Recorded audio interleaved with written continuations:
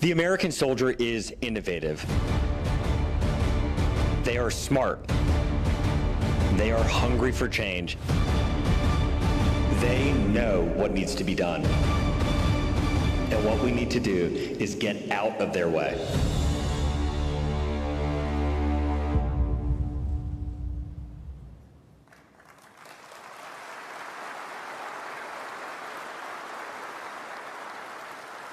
That video included AI-generated content that we couldn't have pulled off by ourselves. Those scenes pull the narrative together in a way that traditional methods simply can't match. What would have taken months of production took mere hours with a generative tool. It shows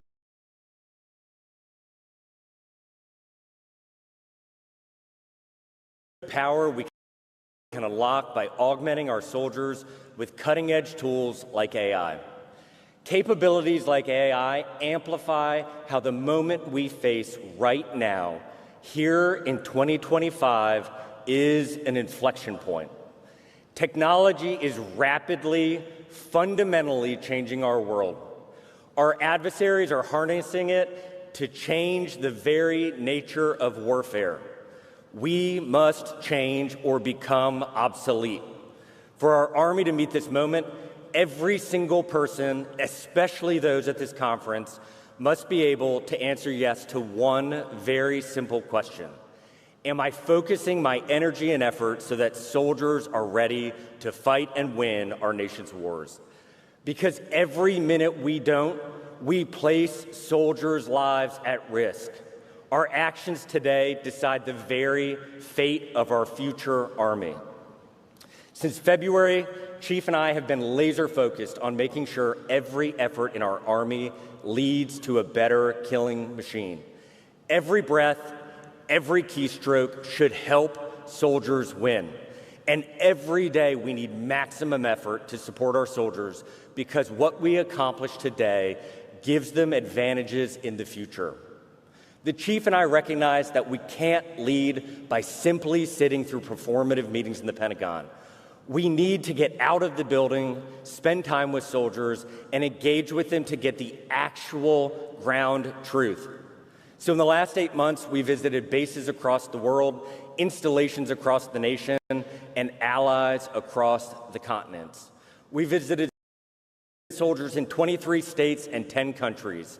We visited bases, Army arsenals, and private companies. And we have seen in person what actually drives success and what drives failure. I came away with 3 facts. Number 1, our bureaucratic inefficiencies enable our adversaries, and our adversaries are ruthless and relentless.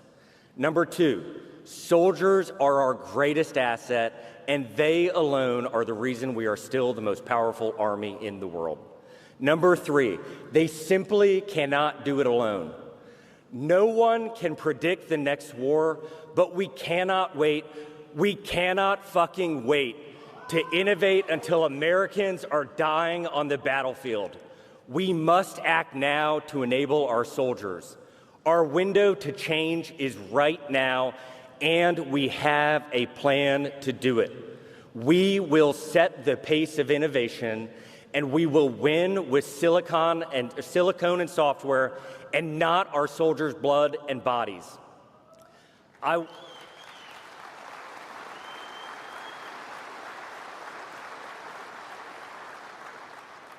want to talk directly to soldiers this morning. At conferences like this, we tend to talk over, past, or around you, but you are the very reason we are here today. We literally don't have an army without our soldiers. We are nothing without you, and you need to be a part of this. So, to our soldiers, you have been let down. You have been fighting, deploying, training, and preparing for years, and you've always had each other's backs.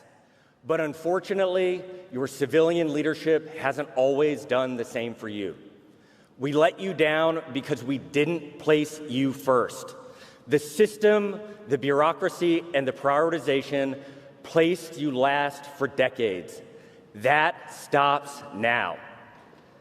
Everything we're doing is to empower you, make you more lethal, and give you the tools to dominate battlefields and win wars.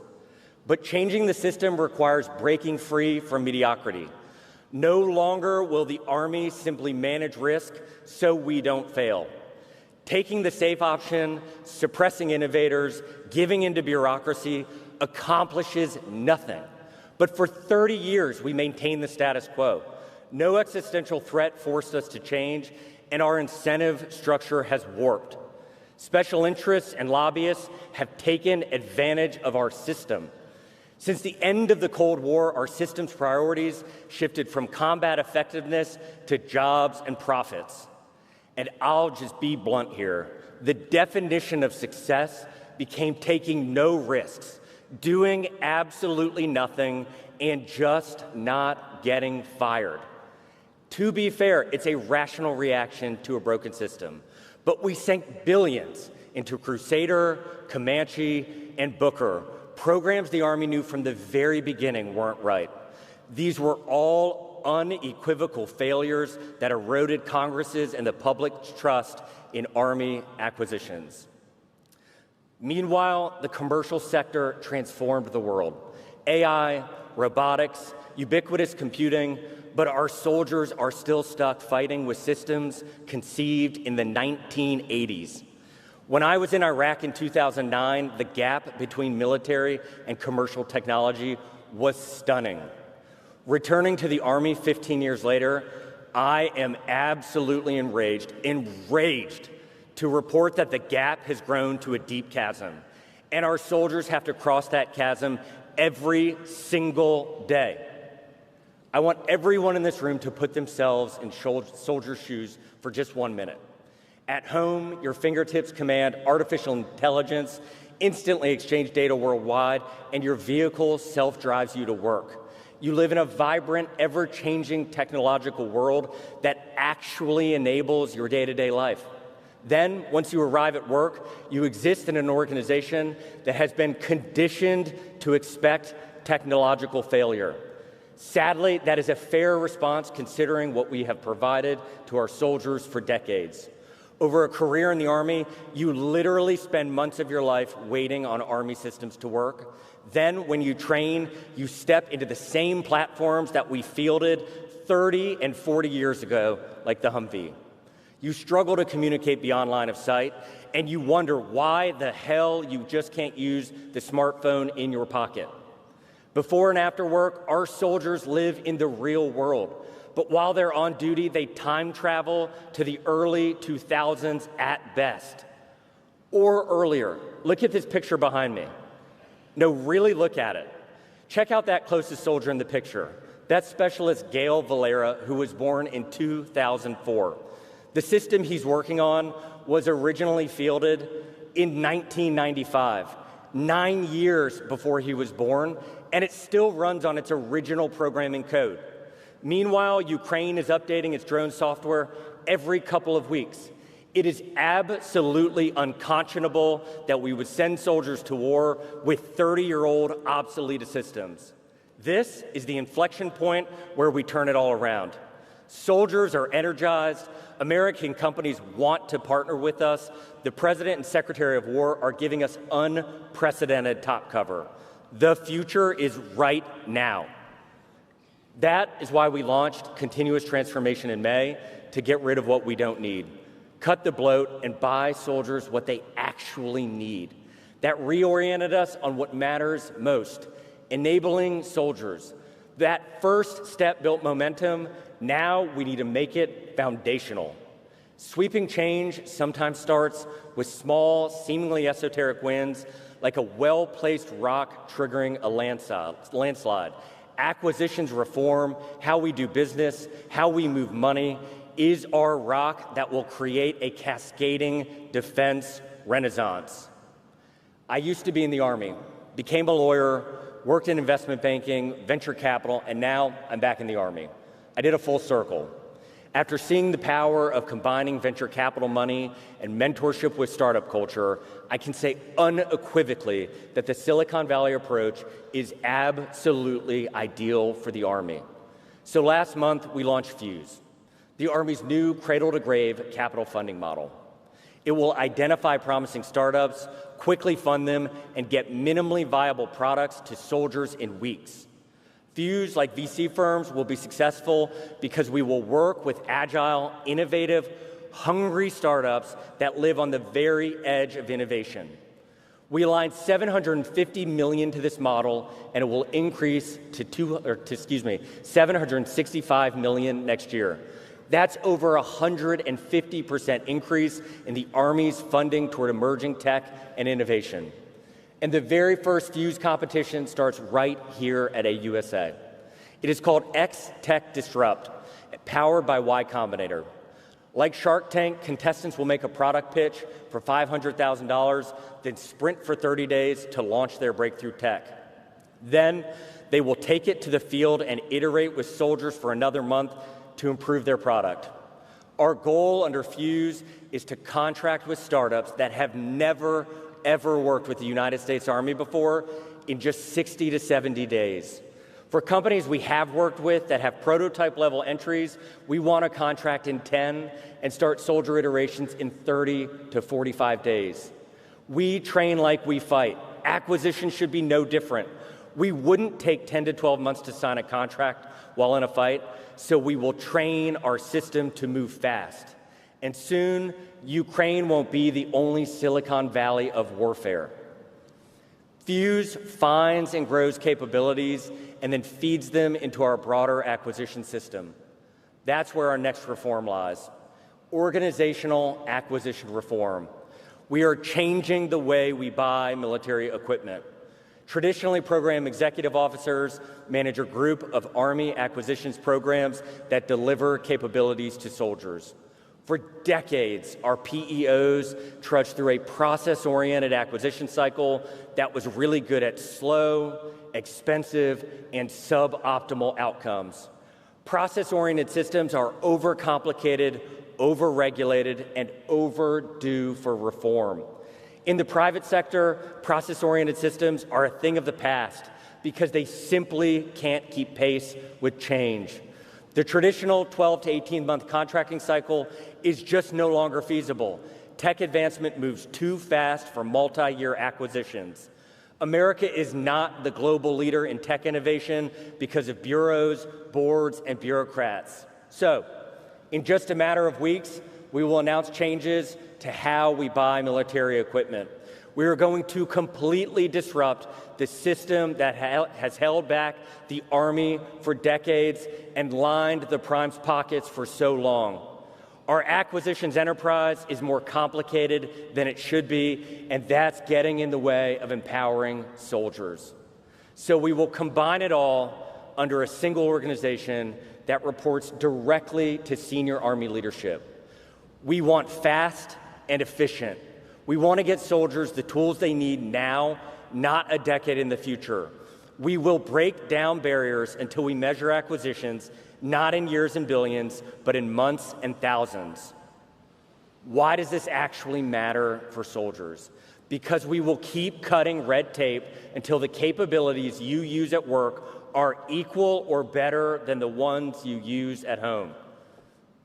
But these reforms aren't just buying smarter, it's also building smarter. And it's repairing what we already have. Right now, our Army is a terrible customer. We sign away our right to repair, we pay unbelievable cost markups, and can wait years for parts we could 3D print ourselves immediately. This may sound trivial, but simply being able to make or repair our own parts can save millions of dollars and save lives, and ensure that million-dollar pieces of equipment, like Blackhawks, don't sit idle waiting for parts. This is the fin for a Blackhawk's external fuel tank. They are built cheap, so they break often. The vendor charges over $14,000 for a replacement. Our team can do it better. They 3D scanned the part, reverse engineered it, printed prototypes, and conducted structural validation in only 43 days. The part I'm holding is their floor prototype. Now we can manufacture this part for just over $3,000. Ours is 300% stronger and 78% cheaper. And we can ramp up supply in less than 6 days. Now, let me show you another example. This screen control knob lets Black Hawk pilots scroll through aircraft data. It is really small, so you probably have a hard time seeing it. We break around 4 of these every single month. When this little tiny thing breaks, the whole aircraft is grounded. The vendor won't produce replacements, so instead, we have to turn in this entire screen assembly and pay $47,000 for a replacement. $47,000 to replace this assembly when we can make this knob for 15 bucks. That is a 313,000% markup, and we're spending around $188,000 every month for what we could solve for $60. Now multiply this across thousands of components, and you see why our $185 billion budget simply doesn't buy enough combat power. And in some cases, the parts take literally years to arrive. For our soldiers, this is why your tank, howitzer, or vehicle sits in the motor pool and you can't use it to train for combat. And if right to repair is bad in garrison, it will be so much worse in contested Indo-Pacific logistics. That's why we're accelerating advanced manufacturing across the entire Army and leveraging partners who want to help our soldiers. Once we have the schematics, private industry can help surge production if demand surpasses what the Army can produce itself. For certain parts, soldiers will be able to download the schematics, manufacture it, and install it all in the field. This is about more than money. This is an issue that is undermining our national security. It is imperative that we have a right to repair. And we need modular, open architecture systems where repairs are as easy as printing a part or buying one off the shelf. Drones are the perfect example of this. If small arms define the 20th century, drones will define the 21st. They are the perfect convergence of artificial intelligence, advanced materials, batteries and propulsion systems, sensor fusion, and much more. They are reshaping how humans inflict violence on each other at a pace never witnessed in human history. They are cheap, modular, precise, multi-role, and scalable. And we will rapidly integrate them into our formations like they have at the 101st Airborne Division Air Assault. The 101st built this $750 aerial battlefield enabler drone you see behind me.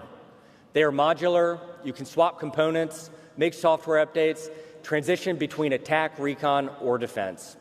Trained soldiers can assemble it in 20 minutes and then deliver it to the front lines. 100% soldier assembled, open architecture software, and they are ready to integrate fiber optics and AI. The best part is that they are doing everything organically on Fort Campbell with the intent to deploy it forward. That's scalable. That's open architecture. That's being on the right end of the cost curve, and that is the future of warfare. For soldiers, we want to push this tech to your formation so that you can employ it, improve it, and absolutely dominate with it. Across the Army, we will equip soldiers with these kind of expendable drones that deliver devastating effects at a massive discount.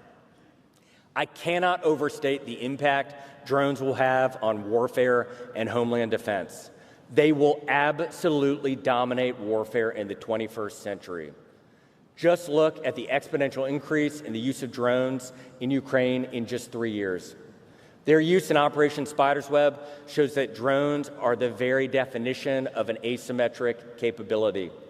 And it shows that they are a critical threat to our homeland. Defending our soldiers and our homeland against drone threats is a top priority for the United States Army. We are leading the entire United States government to tackle this challenge. I am proud the Secretary of War designated the Army to lead JIATA 401, our nation's premier counter-drone task force. We will work with federal, state, and local law enforcement so we can protect homes, communities, stadiums, and national assets. JIATA 401 will be the joint force model for defeating asymmetric threats and partnering across government and industry. It will demonstrate the convergence of FUSE and our Army's culture of innovation, and it will fundamentally change how our Army, the Department of War, and the interagency address modern, evolving threats. We will show results in a matter of months, not years or decades. For our soldiers, that means we will protect you as you dominate the battlefield, and we will protect your loved ones at home. We will lead the way to protect warfighters and our communities at home and abroad.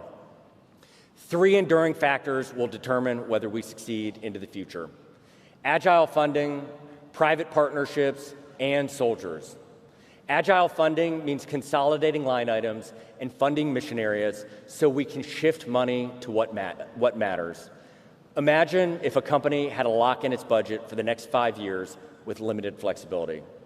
Company leadership couldn't move money between payroll, recruiting, product development, marketing, and so on, no matter how market forces fluctuated. Inflexible funding would take away their decision-making ability to do what is right for the company and actually stay in business. But that's exactly how the Army budget works. Locked into thousands of separate line items, set years in advance with little flexibility. The worst part is who benefits from this corrupted system. Lobbyists line their pockets while soldiers are left waiting for critical capabilities. Defense lobbyists in suits hold more budget power than soldiers in uniforms. For fiscal year 26, we asked for agile funding in only 3 high-risk areas: electronic warfare, UAS, and counter-UAS. Less than 1% of the budget. Do you know what happened? We got more oversight instead. We are asking for flexible funding on 1% of the budget so we can prove that this is the right thing for the Army. Oversight is constitutional. It is the right thing to do. But so is enabling soldiers. We need both. Because for soldiers, this simple ask translates to life or death on the battlefield. Private partnerships are the next linchpin. We have gotten this wrong for decades. We have been a poor partner to private industry, and that is going to change. Last month, we brought over 15 CEOs representing around $15 trillion in market value to the Pentagon for an AI war game.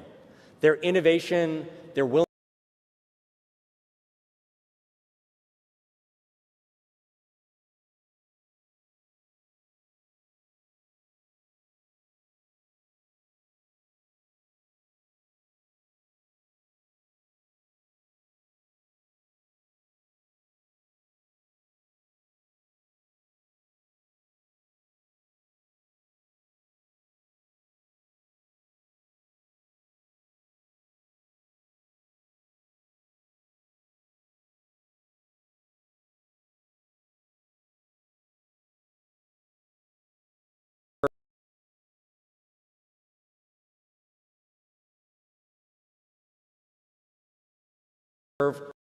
was inspiring.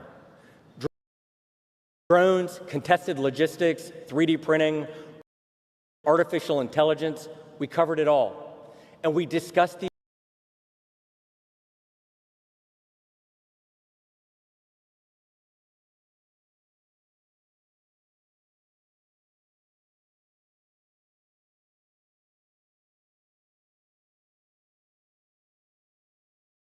problems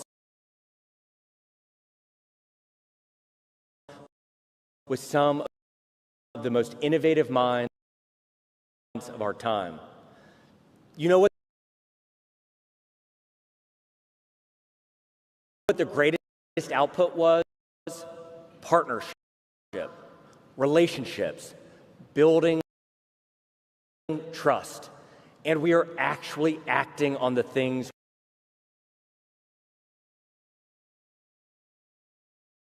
talked about.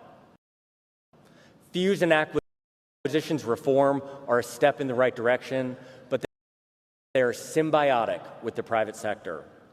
So we are deliberately tapping into America's talent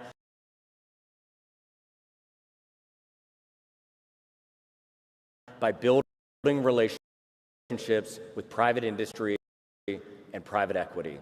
We are moving fast, we are in it for the long run, and the AI war game was just the beginning. Here at AUSA, Secretary of the Treasury, Besant, and I will meet with industry partners to augment Army resources through private investment. And tomorrow at the Installation Resilience Warrior Corner, Secretary of Energy Wright and I will make a game-changing announcement. We will bring nuclear power onto Army bases, collaborate with the private sector, and provide innovative energy solutions. We are partnering with the private sector in everything from weapon systems to facilities and actually taking care of our soldiers. Because soldiers are our third linchpin. We have to take care of them. So we are fixing the basics of food and billeting. Our dining system is absolutely broken. It is a poster child not only for corrupted systems, but poor quality and unhealthy food.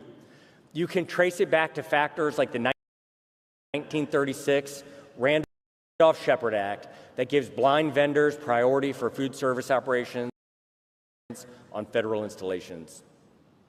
Over time, companies manipulated the law, prioritized profit, and absolutely cornered the United States Army.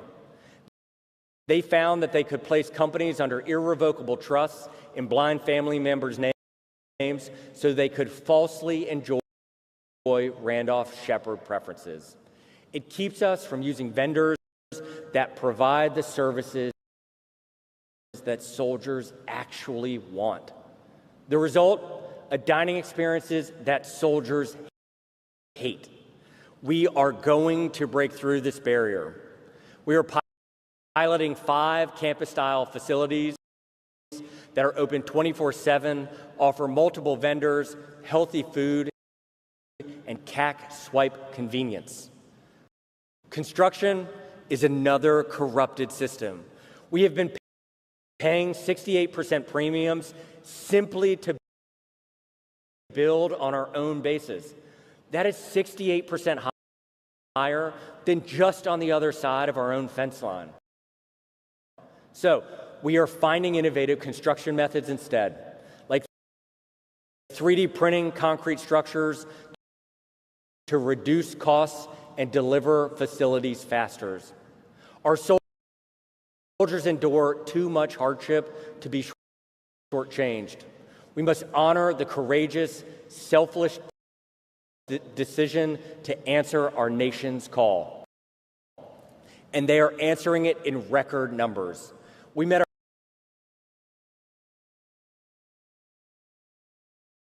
our 2025 recruiting goal in just 7 months. That's our best year in 13 years. And we already have 20,000 in the delayed entry program for 2026. The future of the Army is lining up. Americans are courageously stepping forward to serve, and our Army should reflect the greatness of that choice. For too long, we accepted mediocrity. For too long, we maintained the status quo. Now, we stand at an inflection point. Make the future or react to it. For 250 years, our Army prevailed. From Bunker Hill to Bull Run, the Bulge to Baghdad and beyond. Our Army fights, our Army wins. The next 250 years are ours to forge, and we will. We will continuously transform how we fight, how we build, and how we care for our soldiers. We will break the barriers of bureaucracy, inefficiency, and complacency. We will ensure that America's Army remains the most lethal fighting force in the world, and it starts by placing our soldiers first. This will defend.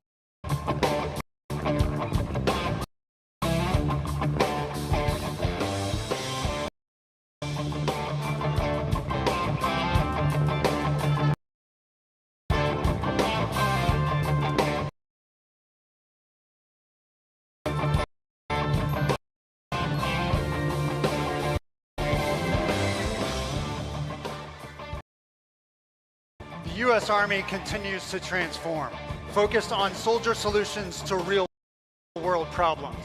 We're investing in the creative and talented women and men in uniform to identify the needs and tools to do their job with 21st century strategies that maintain our advantage over near-peer adversaries. Fueled by soldiers whose stories are still unwritten. Their ingenuity and dedication are driving the Army's transformation. The ability to identify and devise creative solutions in the field and when it matters will be what separates our soldiers and our Army apart.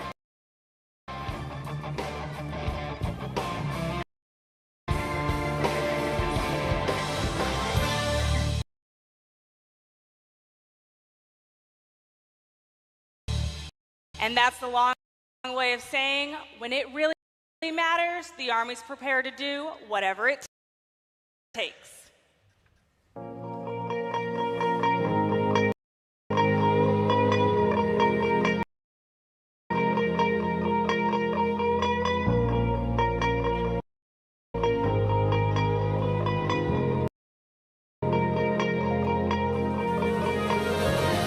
Fast to prepare for this. Tripping in the world could be dangerous. Everybody circling its vultures, negative, nepotist. Everybody waiting for the fall of man. Everybody praying for the end of times. Everybody hoping they could be the one, but I was born to run. I was born for this. Whip, whip, run me like a race horse, pull me like a ripcord, break me down and build me up. I wanna be the slip, slip, word upon your lip, lip, letter that you rip, rip, break me down and build me up, whatever it takes.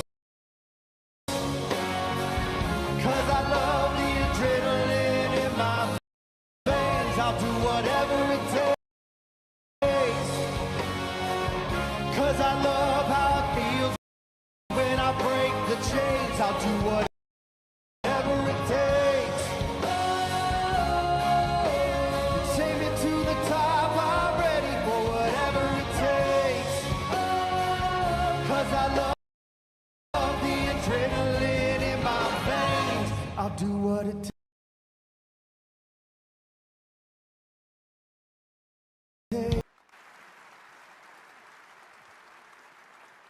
Ladies and gentlemen, once again, AUSA President and Chief Executive Officer, General Bob Brown.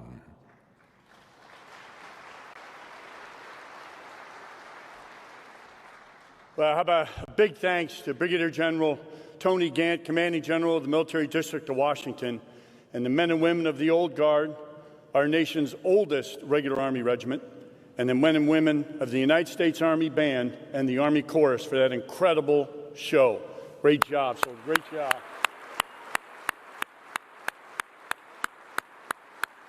Troops dismissed.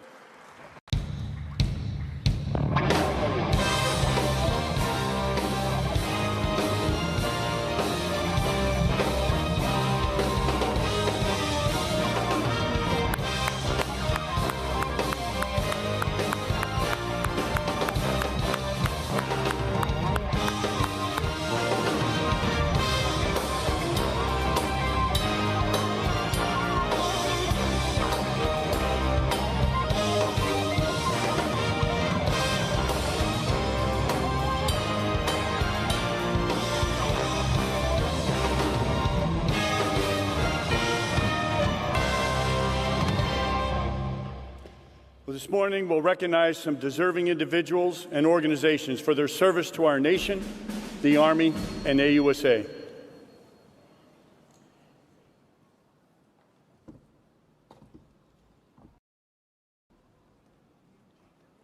Would General Michael Garrett please join us on stage?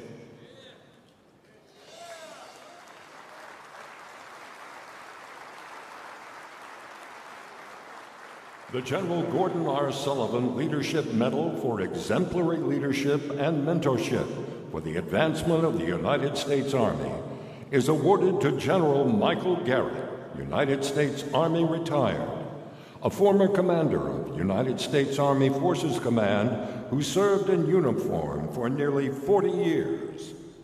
General Garrett is a role model and mentor who has dedicated himself to helping others and continues to serve in leadership positions in the Army community.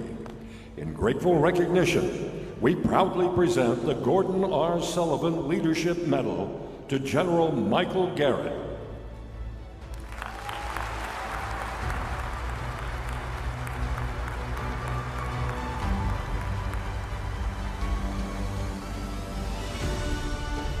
Would Jenny Taylor please join us on the stage?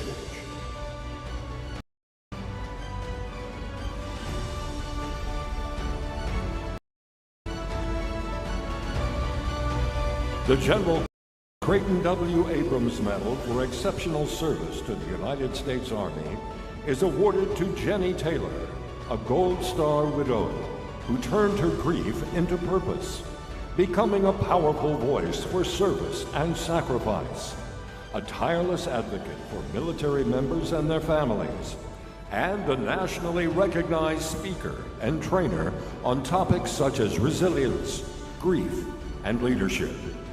In grateful recognition, we proudly present the General Creighton W. Abrams Medal to Jenny Taylor.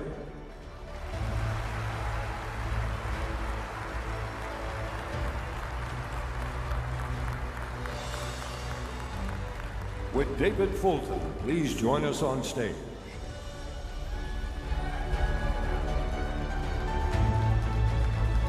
The Major General Anthony J. Drexel Biddle Medal is presented to David Fulton for his outstanding contributions to the Association of the United States Army. Fulton is AUSA's European Region President and a former president of the Association's General Creighton W. Abrams chapter in Wiesbaden, Germany. He is a trusted voice and a bridge builder for the Army in Europe, and a tireless advocate for AUSA. In recognition of his dedication and loyalty to further AUSA and its mission, we proudly present the Major General Anthony J. Drexel Biddle Medal to David Fulton.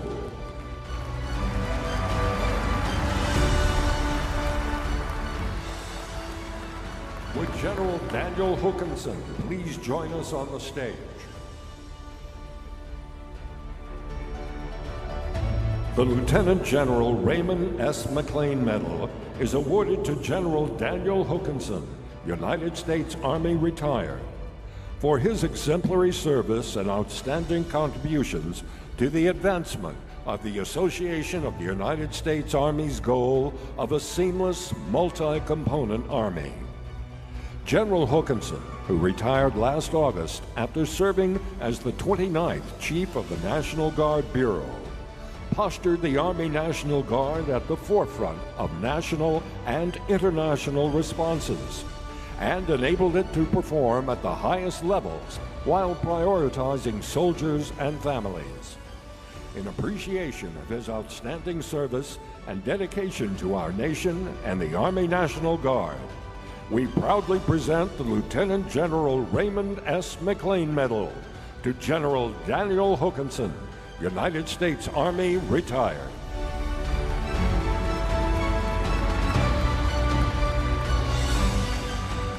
Would Colonel Steve Pattersity please join us on the stage? The Major General James Earl Rudder Medal is awarded to Colonel Steve Pattersity, United States Army retired, for his outstanding contributions to the advancement of the Association of the United States Army's goal of a seamless, multi-component Army. Colonel Pattersity, who retired this summer after serving as Strategic Planner and Program Manager with the Office of the Chief, Army Reserve, has almost 50 years of military and civilian government service. In appreciation of his outstanding service and dedication to our nation and the Army Reserve, we proudly present the Major General James Earl Rudder Medal to Colonel Steve Pattersity, United States Army retired.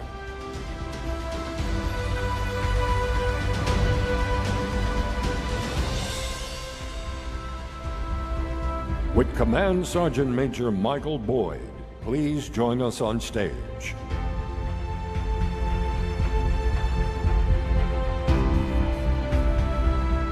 The Sergeant Major of the Army William G. Bainbridge Medal is presented to Command Sergeant Major Michael R. Boyd, United States Army retired, for his exceptional service to the Non-Commissioned Officer Corps. Command Sergeant Major Boyd is a consummate leader who cared for his soldiers while in uniform and now mentors and develops emerging Army leaders in his hometown. He is known for his dedication to the Army and the support and mentorship he offers to soldiers, their families, and the community. In grateful recognition of his demonstrated leadership, we proudly present the Sergeant Major of the Army William G. Bainbridge Medal to Command Sergeant Major Michael R. Boyd, United States Army retired.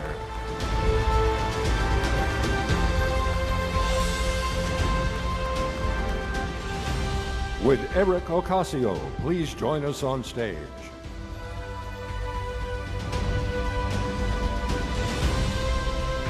The Joseph P. Cribbins Medal is presented to Eric Ocasio for exemplary service by a Department of the Army civilian. An Army civilian for 16 years who serves as Director of Programs, Policy, and Projects in the U.S. Army Europe and Africa G6. Ocasio has a pivotal role in strengthening information technology services and capabilities for soldiers serving in Europe. He is also passionate about developing leaders, leading bi-weekly discussions for emerging military and civilian leaders, hosting a podcast on leadership challenges, and encouraging school children to pursue science, technology, engineering, and mathematics activities. In recognition of his tireless efforts, caring attitude, and dedication as a Department of the Army civilian, we are proud to present the Joseph P. Quibbins Medal to Eric Ocasio.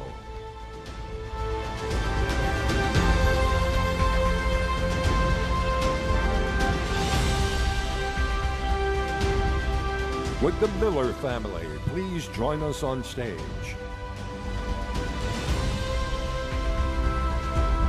The Association of the United States Army Volunteer Family of the Year Award for promoting the well-being of soldiers and their family members is presented to Sergeant First Class Alexander Miller and family.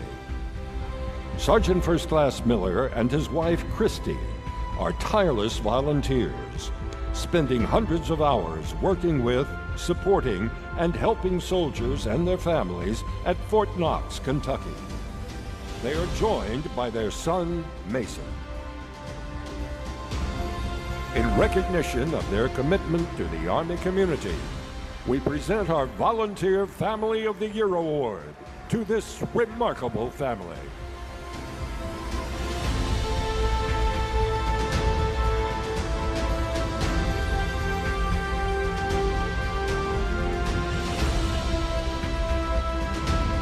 Would General David Halverson please join us on stage?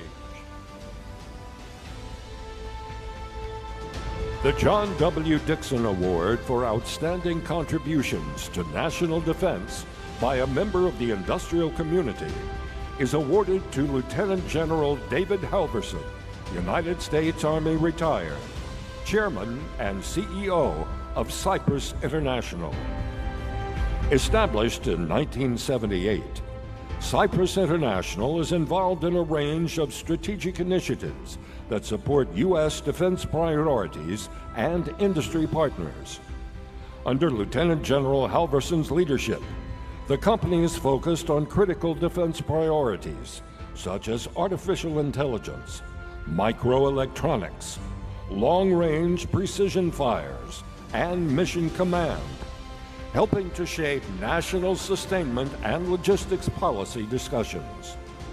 In recognition of his support for the men and women of our armed forces and their families, we present the John W. Dixon Award to Lieutenant General David Halverson, United States Army retired.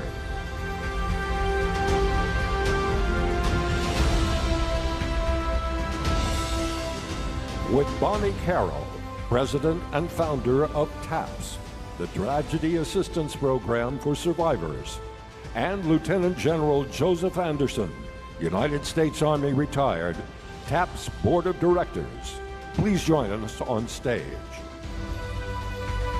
The Association of the United States Army National Service Award is presented to the Tragedy Assistance Program for Survivors for exemplary service and demonstrated enduring support to the American soldier and the United States Army community. TAPS provides a vital support network for those mourning the loss of a military loved one, offering compassionate care, programs for survivors, peer-based emotional support, and a 24/7 helpline, connections to community-based care across the country, and help navigating the complexities of available resources and benefits. In appreciation of their dedicated service to the men and women in uniform and their families, we are honored to present the National Service Award to the Tragedy Assistance Program for Survivors.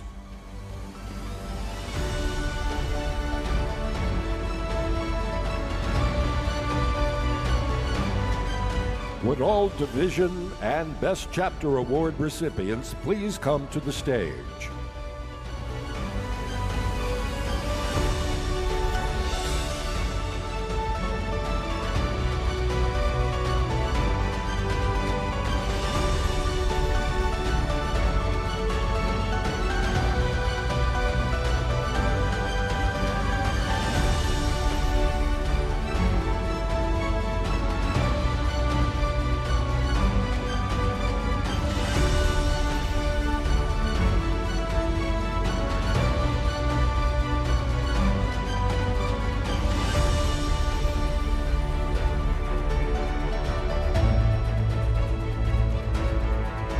We would first like to recognize our Army Division for outstanding membership accomplishments this past year. Following that, we would present the AUSA Chapter Awards. These awards recognize those chapters whose outstanding service to their members, their communities, and the Army earned them the distinction of Best in their class this past year. Their successes represent a team effort by the chapter and their local military and business leaders. This year, the Active Duty Division Award for the largest active duty membership goes to the 82nd Airborne Division, Fort Liberty, North Carolina.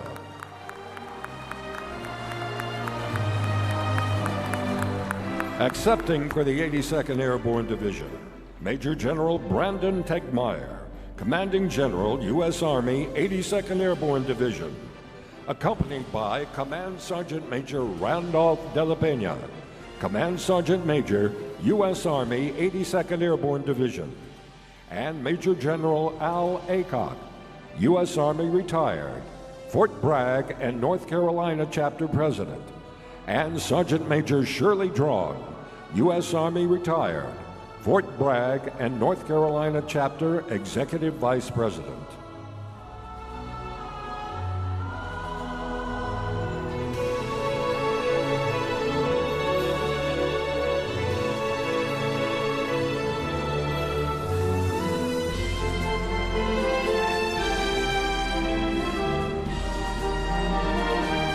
We have two awards that honor reserve components that, through their unit readiness, have been outstanding in the mission of keeping America's Army strong. These units are unable to attend today.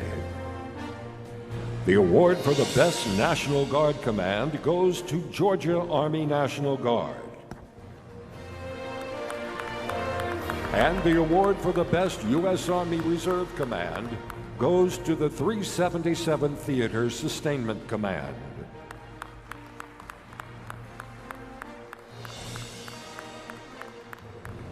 The AUSA Board of Directors Awards that recognize the best chapters in their respective categories go to the following chapters. For first place in the largest category, chapters which began the year with over 1,600 individual, life, basic, and community partner members, and the largest chapter overall. The winner is the George Washington chapter. Accepting for the George Washington chapter, Mrs. Karen Lowe, chapter president, accompanied by Brigadier General Antoinette Gant, commanding general of the Joint Task Force, National Capital Region, and U.S. Army Military District of Washington, and Mr. John George, Chapter Executive Vice President, and Lieutenant Colonel Dick Winter, U.S. Army retired, Chapter Vice President, Chapter Operations, Secretary, and President Emeritus.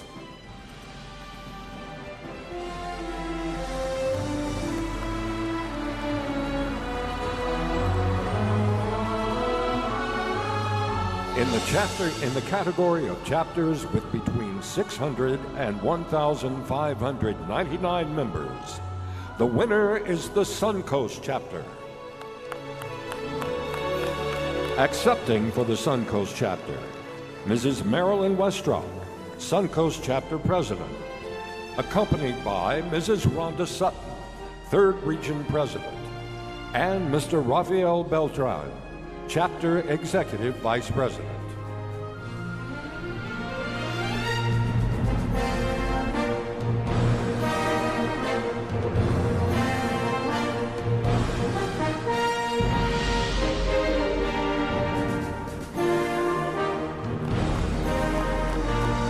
In our category of chapters with between 375 and 599 members, the winner is the Texas Capital Area chapter.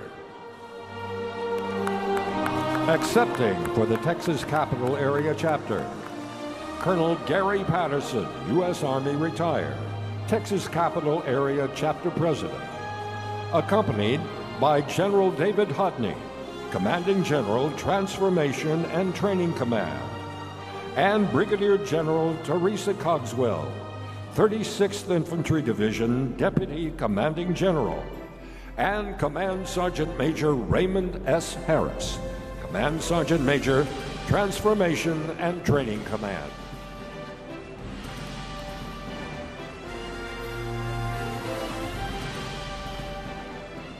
In the category of chapters starting the year with between 225 and 374 members, the winner is the Central Virginia chapter.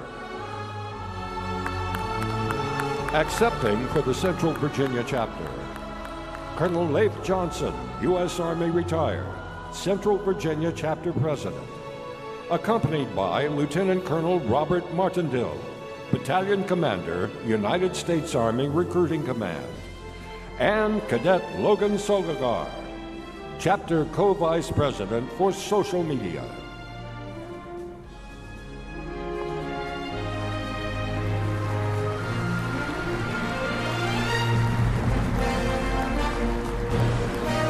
In our category for chapters with less than 224 members, the winner is the Las Vegas John C. Fremont chapter.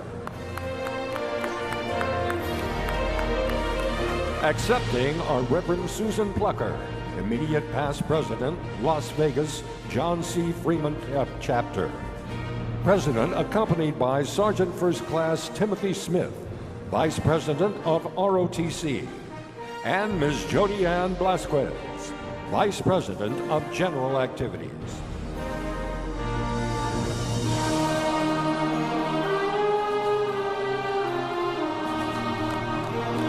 In the Best Overseas Chapter category, the winner is the General Creighton W. Abrams chapter. Accepting for the Abrams chapter, Mrs. Gemma McGowan, chapter president, accompanied by David Fulton, European Region President.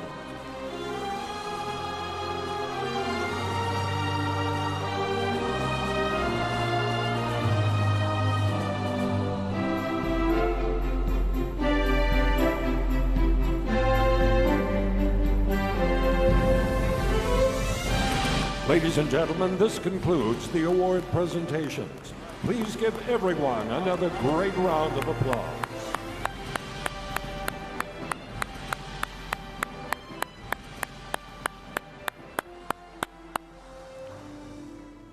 It's great to be able to give those such deserving people those awards and great recognition. Thanks. Let's hear it once again for our award winners. Great job.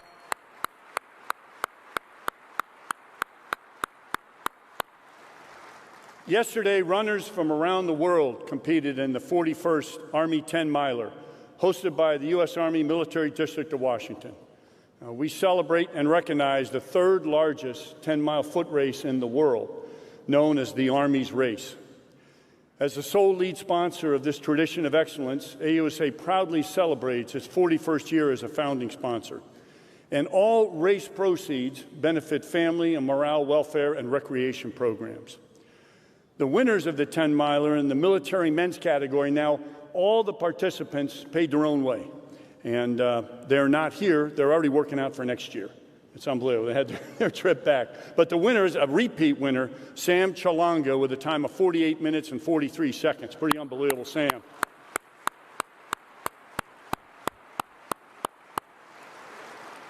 And another repeat winner in the women's category, bested her time from last year, Elizabeth Sullivan, with a time of 56 minutes and 56 seconds. Great job, Elizabeth.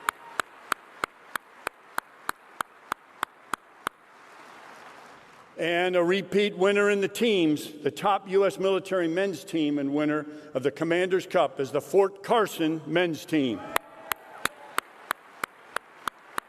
I know there's complaints they have an advantage, high altitude training there, you know, but it is what it is. And the top U.S. military women's team and winner of the Commander's Cup is the Fort Carson women's team.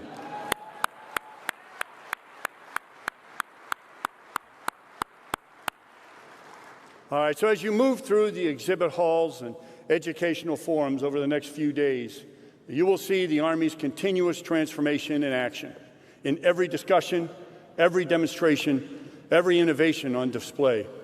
This is where ideas turn into capabilities, where soldiers, leaders, and industry come together to shape the Army at the pace of change.